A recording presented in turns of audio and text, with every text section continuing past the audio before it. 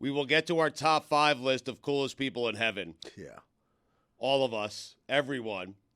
We will get to that in just a second. But Jer Bear is back. He was out at Marlins Park. There was a celebrity softball game at 9 a.m. this morning. I wasn't invited to it. Oh, Dan wanted Marlins analysis. Yeah. Thank God you're back. Yes. Thank God. Hey, everybody. How'd it go? It went great. Yeah. We lost. Wait, how are the teams separated? The teams seem to be separated by race.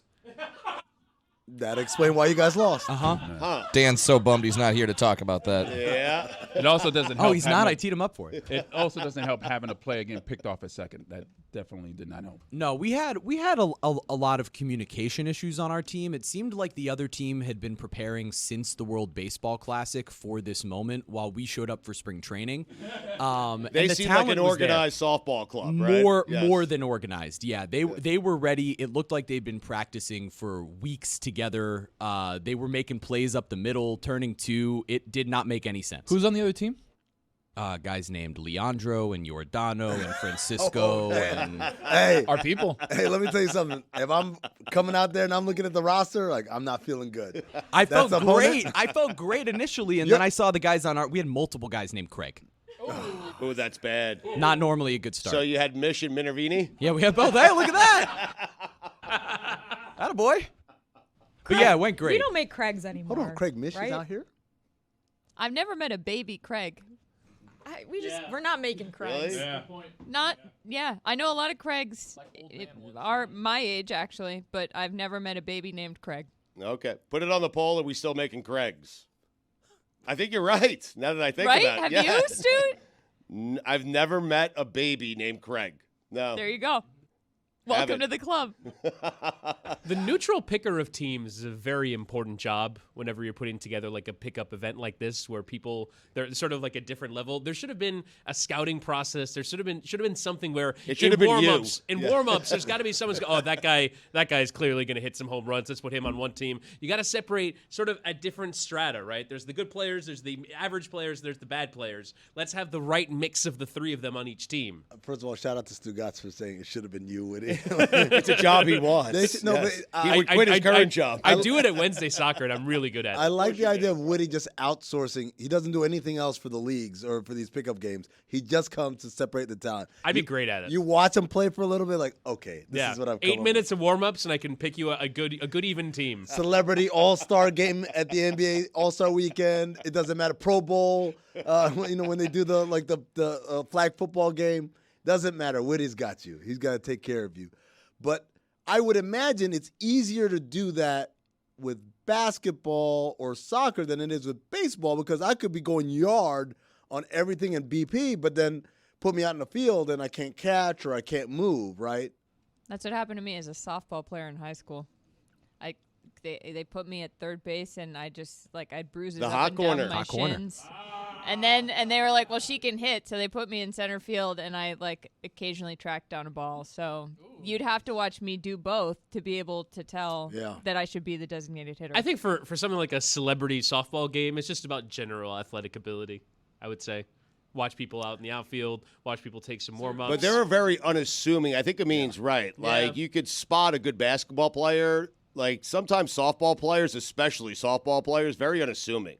Like, you would never think John Kruk was good at baseball. That's exactly what happened. Just by looking at him. That's exactly what happened because you had all the John TV Kruk was people. there? Well, no, I wish John Kruk was there. He would have helped. All the TV people were on our team. So all the people who are in good shape, but it's show muscles. They're not actual athletes. You know Will what I mean? Manso? Yeah, Will Manso, Mike Cunha, Josh Moser. They're all out there. The beef You know, continues. but you would think we were the more athletic team, and yet that's not what happened. What team was Slater on? Slater Scoops was on our team. Oh, okay. And that ended it ended with Chris yelling at him. Whoa. Okay. Really? All What's right. the It ended story? with just about everybody Give yelling. us You want the time out. Slater on scoop? Slater, the Slater scoop. The Slater I want the scoop. scoop, but Chris Cody, just for a second, Jeremy, he walked out there thinking he was the best softball player on that field, correct? He did walk out there thinking that. Okay. He had a good day. I You don't get think picked off at second base. I don't think Chris had the day that he would have hoped for. You didn't hope to get picked off a second during a pop fly to short? No, he did not. He didn't know how many outs there were. He claims it's because he was talking to you guys, but Oh. you He got to wasn't keep your head in the game. He wasn't even talking to us, first of all. Second of all, I will give him is pretty badass. They're like, hey, when do you bat? Right now. He walks up, first pitch, swing, hit, gets a single. Like, I thought that was pretty cool. If he were in better shape, it should have been a double, but not going to hold him on that. Stay ready. You don't got to get ready. Exactly. But the problem with our team was that despite the level of athleticism that we thought we had, there were some real, like, seemingly baseball players on the other team that were moving from base to base, good base running, tagging up, going to the next base. You know, you could see every single time somebody needed to scoop a ball out of the dirt, they were able to do it, where our team just kind of struggled to get things going. Is it an IQ thing or a skill thing, you think? I think this was a baseball IQ thing. I think the other team clearly has been practicing together for a couple of weeks, putting this thing together, knowing that, all right, ultimately we're going to have to go out there and show who's boss. Because on the internet, everybody recognized all those TV names and started talking crap, saying, all right, yeah, Team Blue's going to win. And unfortunately, we did not back them up. This is why there needs to be a Whittingham. Either he needs to split up the teams, or once he arrives, he says, no, this team is stacked, and he starts shuffling people around, right? Like, that's what you would do, or at least that's what you've dreamt of doing, correct? General manage mid-game. Because and you know what's funny? If you play a pickup game where one team is dominating over the other, usually the team that gets dominated is too stubborn to change. Yeah, no. They're like, no, we got Run it. it back. Run it back. Next Nobody game gets we got water it. here. Next Run game it we got back. this. No, we got it. No, because it's like I've played on those teams with you. It's patronizing to be changed out. We're gonna be fine. And then like you Way to get offer back in yourself. net. You offer yourself, and then you see the trade. You're like, oh, that's the player that my team wanted. They don't want me back here. They want this person. What's worse, the run it back or when you can't guard somebody's like, yo, let me switch. Let me switch. Oh, I got you. I got you. That happened Switch to with me. me. I got him. That happened to me once when I was playing at the Wellness Center. That's you, Tony. It was I was playing against a University of Miami women's basketball player, actually on the team, and this girl was smoking me, like jumper after another in my face. And the guy elbowed me. I don't think No one is surprised. I don't think the other people Except Witty. I don't think the other people on the floor knew that they were actually on the team. Oh, they just thought, that girl's I pretty was good. because I covered the team, which is obviously my lot in life relative to other athletes. But so I knew that they were on the team, but I don't think my teammates knew. Yeah. So this guy elbows me out of the way. He's like, I got her, and then proceeds to smoke that guy. This girl smoked everyone on the floor because she plays for the women's team for the University of Miami. You're an ACC women's basketball player. You're gonna smoke people in the gym. That's what you do. That happened to me with James Harden. When James Harden was a freshman What? at ASU. Slightly higher level. Hit him with it. Somebody hit it, please. I don't know where it We'll is. wait I don't know for how it. to work this thing. Look at me. I guess it doesn't exist anymore. Never Thank mind. you. So no, there. Not it. So I had no idea it was James Harden. He didn't have a beard back then. And so it's him. It was Christian Polk, I want to say, who played at ASU, a couple other ASU guys. And so they come in and they're clearly big and in good shape. I'm like, all right, let's play, whatever. And as I'm guarding him, he's coming off the screen, and I was like, that's a little too polished. That's not a pickup basketball player coming off the screen. He's shoulder to shoulder. He's stopping on a dime. He's coming up. And so on the last play, I'll never forget this. I was guarding Polk, and my boy was guarding Harden. And I said, force him right. He's left-handed. And so he went right and then stepped back, hit the shot, and then he looked at me and he said, I'm both-handed. And I said, but you didn't get to the rim, though. You took a step back. So He was doing it even back then. yeah, man. He was look, there's something undescribable of when you play against someone who's actually good, and it's very obvious immediately. Okay, you're so used to playing in your peer group, and you see someone, he's the best of us or whatever. Oh, he's really good player. And then someone that you don't know shows up, and then they're even better. Boy, that'll just blow you. Oh, snap. That's what good looks like, huh? That's never happened to Tony. I didn't say it. Brad said it. We cut off Jer Bear. He was giving us a Slater scoop, and I got a Slater scoop. You do, really? I do, and Oh it's my before God. the Slater scoop. Wow. I heard unknown source told me Amazing. Billy went over. Did not Really? hit one hit whatsoever. Wait, looking, swinging? No, there's no striking out. strikeouts. Dude, looking at softball. I mean, strikeouts happen. Oh, today, I've seen it. but there's no strikeout looking in that scenario. Billy did not strike out. Did he get a hit? I don't Did he know get the answer to contact? that question. Did he get Yeah, 100% contact for everybody. Did he get a Just hit? over. I think he might have gone over. Wow. I mean, he just had a kid. He's exhausted. Yeah, yes. Good he excuse. He Brad had the compared him to kid. He Serena didn't have the Williams kid. earlier. I He don't was know. off for 3 weeks. I mean, Hey, we I don't know, actually we actually have some video from today from the ball. No, we don't. No, we don't. Yeah, let's play it. Let's see it. Attaboy! Right there, base to base. Stay at third. Stay at third. Stay at third. Stay at third. Jesus Christ. oh my God. This is the moment. Who's coaching third? What is happening? Here's the big controversy of the day.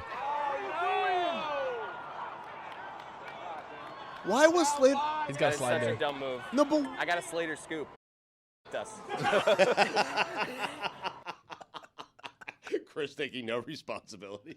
hold on, but also Base running miscue. Hold Picked on. off Why at is second. home- They'll kill you. Why is home plate at the corner of the banding circle? What's going on there? We're looking to avoid collisions, Roy. Time out. Let me just point out that Slater looked like he was like a cartoon character trying to sneak in somewhere. He's like instead of just running. Can we watch it again? It also looks like he's playing in jeans. Attaboy! Right there, base to base. Stay at third. Stay at third. Stay at third. Stay at third. Jesus Christ. Go. Who's coaching third? What is happening? Right there. Why is he gingerly Got a slide there. Who's the guy in the Minions? The guy in a suit? in the middle? Yeah, he runs like that at the end. I love O for Billy and Chris Cody getting picked off at second, commenting on everyone else's contribution to the game. Should have been there. Billy sounded like a dad. Just from the 5-second clip we just watched, this looks like the least athletic game of softball I've ever watched. And that's saying a lot because it's softball. Well, it's interesting. but You should ask who had the hit that allowed all of that to happen. Because No one cares. somebody was No one pretty cares. Jeremy? athletic out there. Chris Cody. No, it was me. Oh, I was gonna go with Will Manso. Will Manso! We know it's not Billy. I mean, should have been That's me. a bad look for him. Hey, Jeremy, do you have anything for us on the Marlins trades? yeah, 4 seconds. Burger King.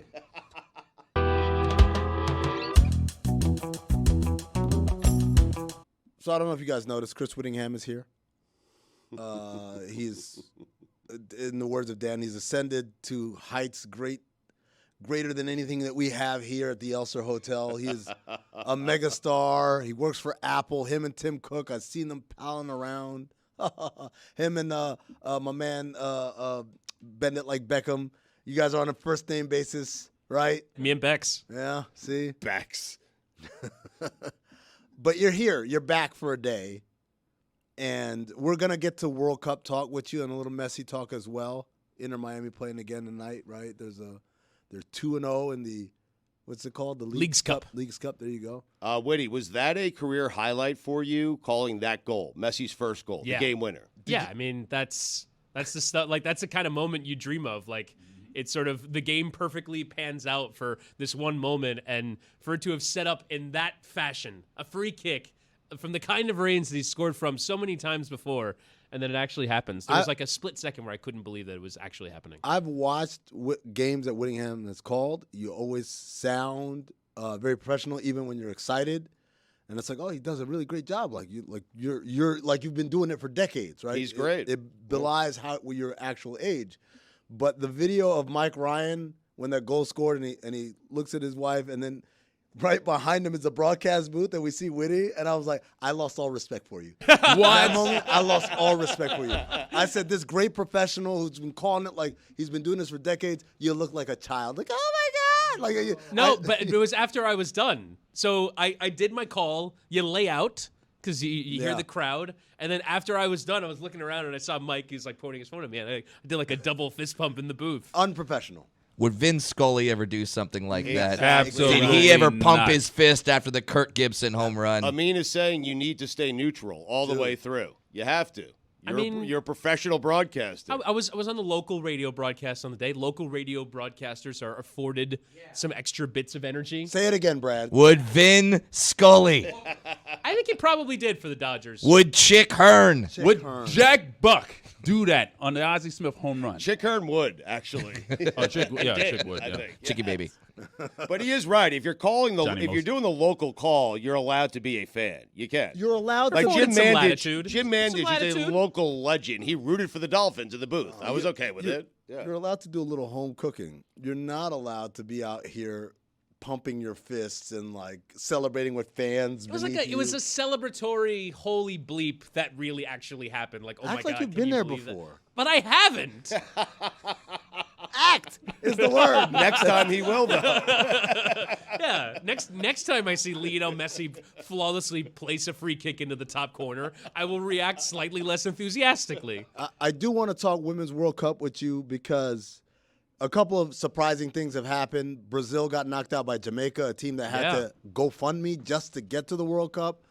We have the USA-Portugal game that ended in a tie and had a lot of former players. I mean, leave him the space to do the reggae girls. Thank you. Oh, That's okay. I didn't think you'd have that one. No, well, I didn't, but Jess fed it to me. Not bad. It's okay. Continue. I'm sorry.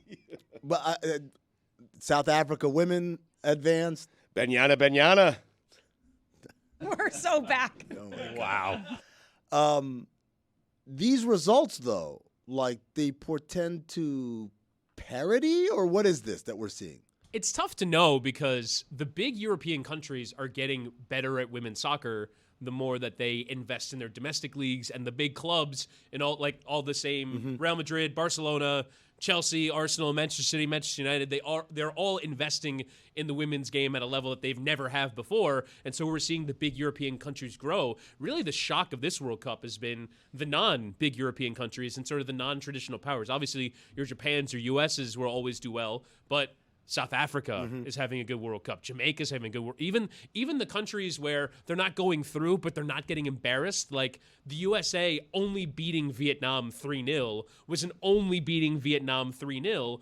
And it's been surprising. I'm not sure if it's sort of a Winter World Cup, because this is a Winter World Cup in New Zealand and Australia. I think that's certainly a factor. But it's weird against the backdrop of so many teams coming into this World Cup fighting with their federations for money, respect, being treated well. We've seen the Canadians go out, and the Canadians have their own mess on their hands. But yeah, I think the biggest surprise is how good of an account countries like Panama, who scored 3 goals against France today, that was stunning. So all these smaller countries are giving good accounts of themselves. Was the outrage by former players about the USA players celebrating with fans after a 0-0 draw, was that justified, or do you think that was a little I think to me, it's a total red herring. It has nothing to do with anything, in my opinion. Like the celebrations after the game don't have anything to do with the fact that I think the U.S. women's program is in a really precarious position right now, because the U.S. go into every World Cup, they go into this World Cup as the favorites because of the tradition of U.S. women's soccer. They've won the last 2 World Cups. They've won 3 overall. They've won gold medals. The U.S. resources. The U.S.'s best export to this sport is their women's team.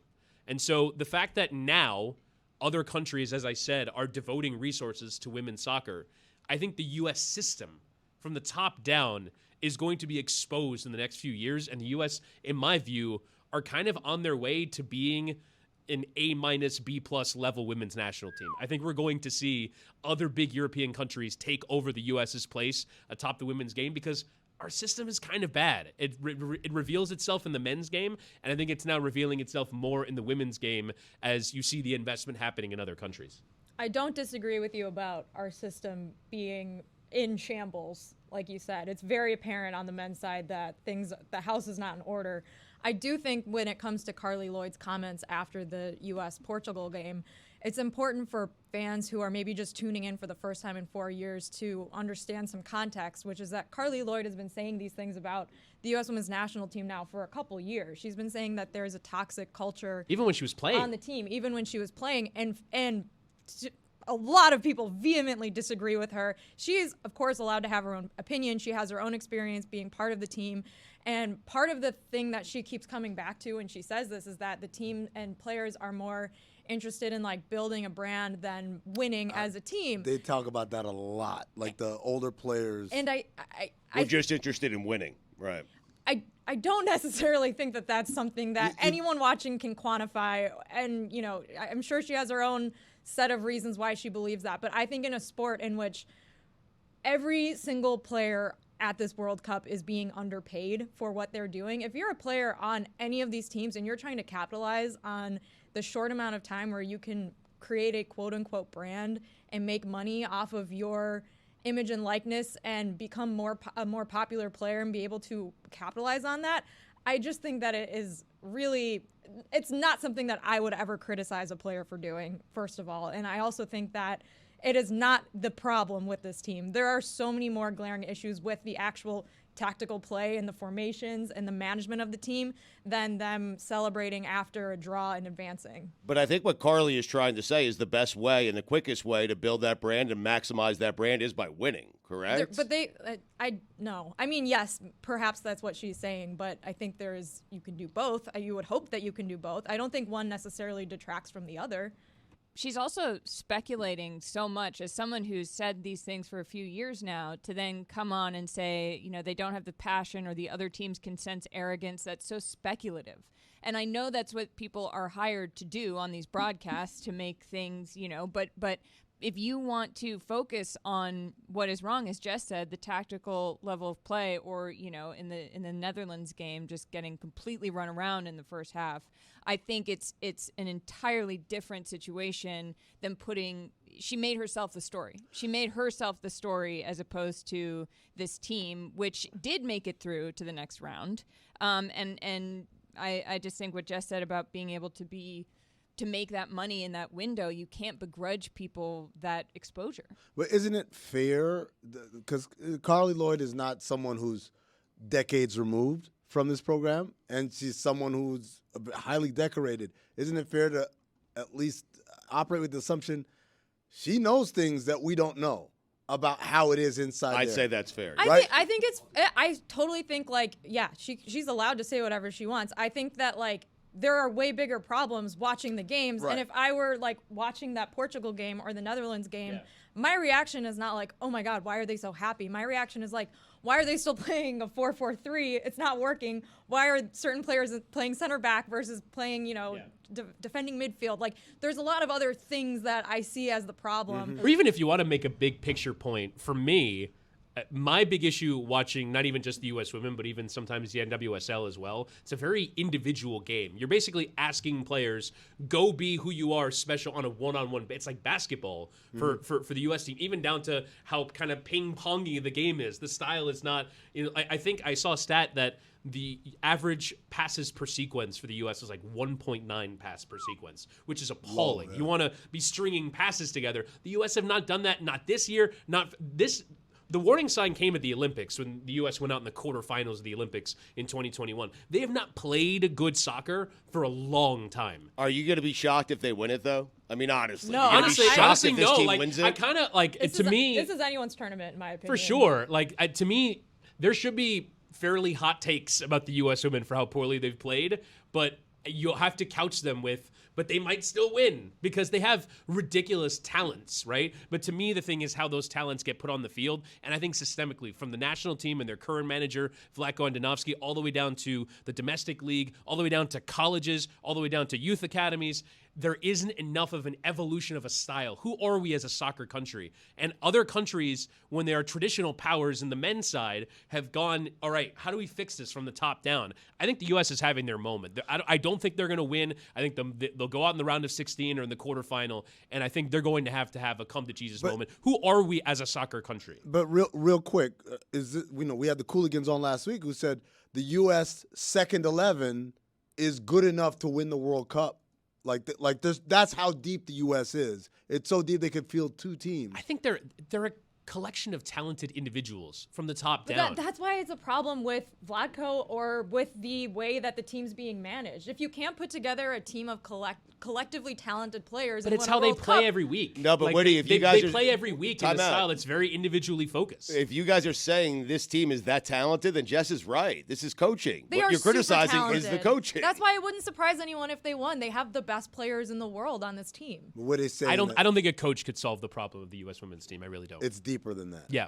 I think it's how our players play at club level. they're told to express their individual abilities, not in the sense of a collective, in the sense of who they are as players. And I think that there's an overall failure with how coaches or how players are brought up.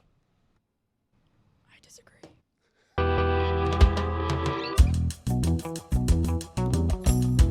It's rare that we get a topic that from the moment it's pitched to me, I'm like, oh, we have to do this. I can't remember the last time I've been so excited to do a topic. Stugotz, right before we started this final hour, says to me, hey, we got Whitty here. Let's talk some World Cup soccer. I'm like, okay, cool. He says, also, Jeremy's here. He went to the baseball thing at the Marlins Park with the celebrity game. Let's talk about it. All right, cool. And then he says, top 5 coolest dead people? And I was like, you know what? I don't even want to do the rest of it. I just want to do top 5 coolest dead people. The way we got to it in the local hour, Dan had to leave early today, and he'll be doing some of that as we move forward here. But in the local hour, I said that Lebo was, every time he stepped into a room, was the coolest guy in that room. Instantly became the coolest guy in that room. And in heaven, whoever was the coolest person in the room in heaven, when Lebo walked in, he became the coolest person in that room. And so here we are. So we're doing top 5 list of coolest people in heaven. Wow. And this might be the highest level of participation we've ever had on a top 5 list. I believe everybody in Mission Control has their top 5 list ready to go. We're going to start with Tone, the Tone Ranger. I got my OLI. Are we doing OLIs first? Oh, man. We're doing OLIs first. Okay, I only have 2 OLIs. Okay. Number 1, Joseph in the Technicolor Dreamcoat. Really? My second OLI, Noah. This is the coolest. From the Ark fame? Yep. Noah's Ark. No, synagogue. Is your whole list the Bible? Hold on. What are you doing? Come on, Charlotte. We're trying to do something. No, that was here. a good question. We're doing a Amen. bit here. Got a Doing a theme. bit. All right. We're doing a bit here, guys. All right. Number 5. Abraham. Oh my God. We shouldn't have started with you. Number 4. Adam. First man. You know, Number cool. 4? Yeah, number 4. Cooler people. There's Well, cool I people want to see there. what the top 3 are. Didn't have much to look at, so. Tony's trying to curry favor. I see that. This is what's happening. Too little, too late. People Number are in charge 3. of the pearly gates. Peter. Again, that guy's got to be higher, man. He's in Yeah, charge. you gotta be higher. I got a good list, man. Number 2. John the Baptist. Definitely drop him a couple It's spots. his list. My list. Number 1. Lebo. Amen. I'm not even really sure what the bit is. The coolest people in heaven. Yeah, do you not get the bit? Like people from heaven, from the Bible, he's naming they're them. there, and I'm naming them. I thought you meant Donny Osmond. Who? He played Joseph. It would be hilarious if everyone just went around the room and we just named biblical characters the whole time. That was the bit. Yeah. No, but if everybody just did the same thing. Lazarus. Died twice. Are we sure he's What? Yeah, he died A lot twice. He came back. He came back. back. Yeah. Really? A lot of Old Two-time Testament. winner. Do you think The Lazarus man's walked? so nice he died twice. You think Lazarus walked around talking trash like That's right. I'm invincible now? That's like, right. Dude, I came back from the dead. I'm back. But then he You've died died again. once. I've died twice. Yeah. you know who my homeboy is, right?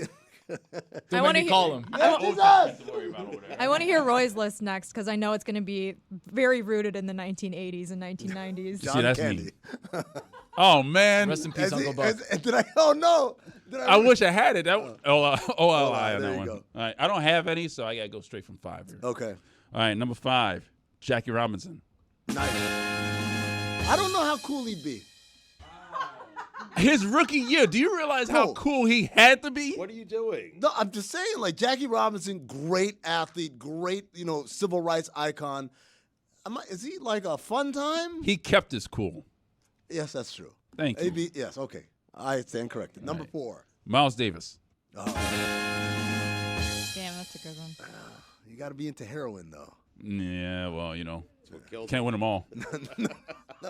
Number 3. Jimi Hendrix. I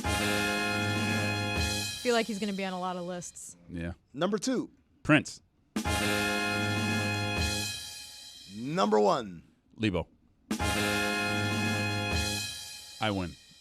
No, I mean, we still got a lot more. Oh, yeah? There's 7 other people to go. So? Brad, Yes, sir. let's go. You got yours? Got it. Let's go. Let's hear it. Number 4. I'm sorry. Number 5. 4. Number 5. Top 4. The rare top Yeah. 4. 4. Yeah. Number Mount 5. Rushmore. Ralphie May. Number 3, Joan Rivers. That should have been number 4. Damn it. Whoops. I can't count. USC education. Dropped out. Number 3, the real number 3, Bob Saget. Number 2, Robin Williams. Number 1, Lebo. Good list, man. So Looks like I lost. We're all putting Lebo first. Okay. You don't have to. You don't have to. Really glad I didn't go first. Yes. Don't feel the pressure. I never Yes. met the guy and I put him first, but you know, you can do whatever you want. Jess, let's hear your list. I had him OLI.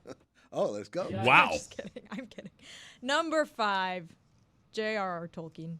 Again, Wow. not Wow. a cool If you person. ever Coolest? if you ever went to the private J.R.R. Tolkien drawings, it was in a museum that I saw once. All of his they're not on display regularly. He was so cool. He used to draw the most insane things. He had an amazing imagination. I think he'd be pretty cool. Number 4, Tina Turner, That's excellent. Good one. a legend. Number 3, Jimi Hendrix. Number 2, my whole list is rockers and J.R.R. Tolkien, Janis Joplin. Number 1, Lebo. Sorry, Freddie Mercury. They made the Charlotte, It's okay.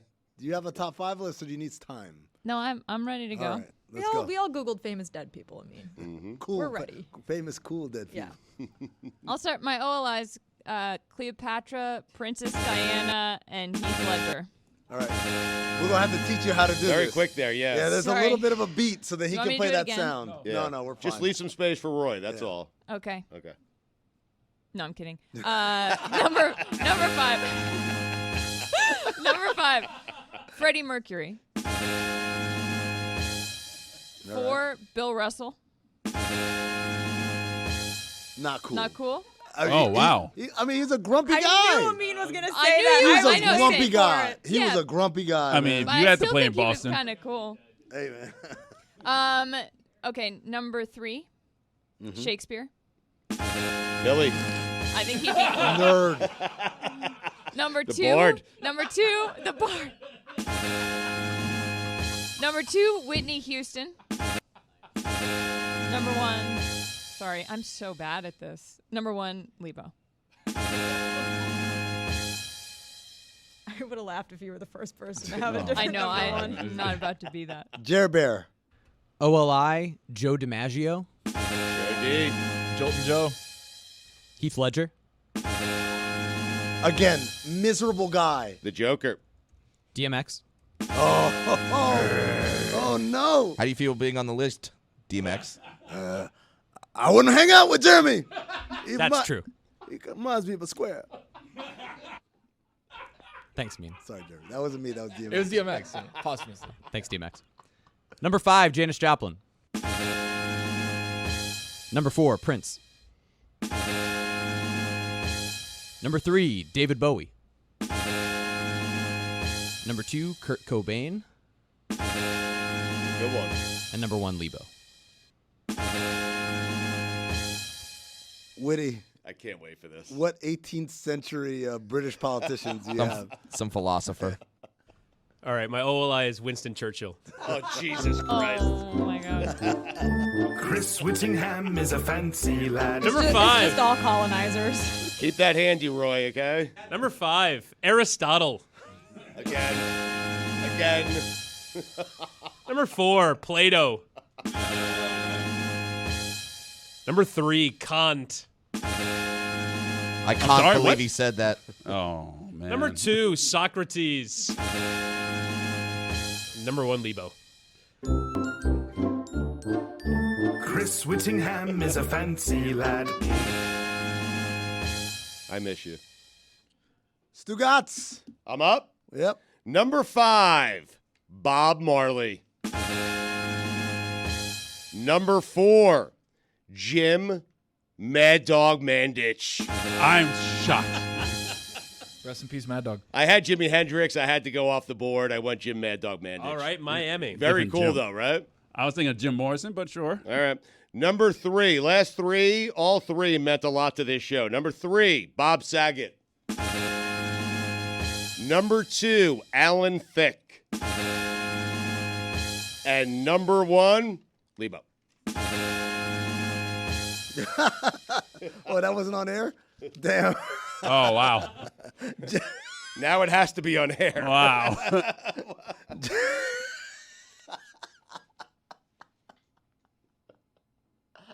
You have to. Just say it.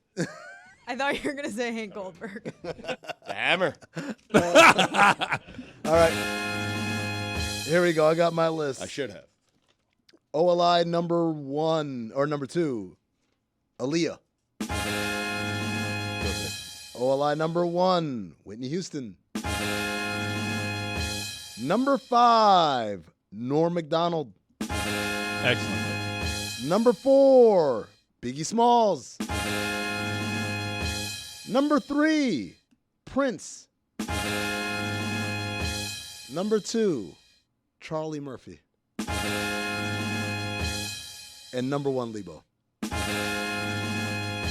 I put a premium on people who can tell good stories. Yeah.